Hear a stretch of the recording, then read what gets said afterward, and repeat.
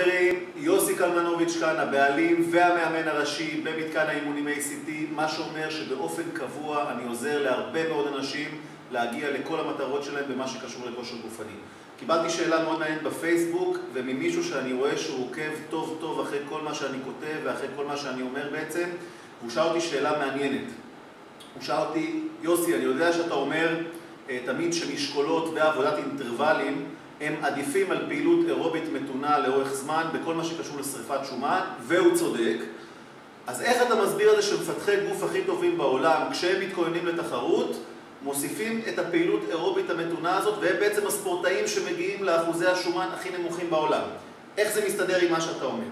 אז אני אסביר בדיוק איך זה מסתדר, ויש לזה הסבר מאוד מאוד טוב. אז ככה, בהחלט, קודם כל חברים, עבודת משקולות, עבודת כוח ועבודת אינטרוולים בדופק גבוה לזמנים קצרים, הם הדבר הכי טוב שאפשר לעשות כדי לשרוף שומן.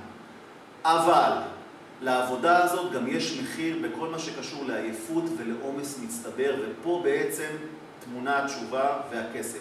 הספורטאים האלה, אותם מפתחי גוף, כבר מגיעים באימונים שלהם, באימוני הכוח, לפעמים גם באינטרוולים, לשיא היכולת שלהם להתאושש.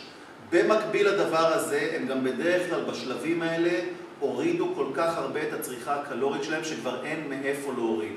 רק בשני המקרים האלה, כשהעומס כבר מלא והצריכה הקלורית נמוכה מאוד ואין מאיפה להוריד, נכון להוסיף פעילות אירובית מתונה ששורפת עוד מעט קלוריות, אבל לא מוסיפה משמעותית לעומס המצטבר ולא מפעילה עומס שהגוף צריך להתאושש ממנו.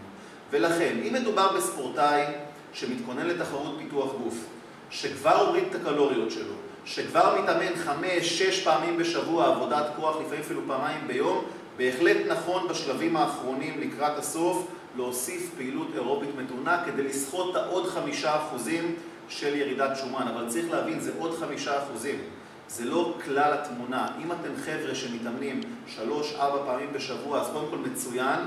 במקרה הזה לבזבז 20-30 דקות על הליכון, על אליפטי, על חוג אירובי, אני לא יודע מה, פשוט לא נכון ולא יעיל. אז מפרידים בין המצבים.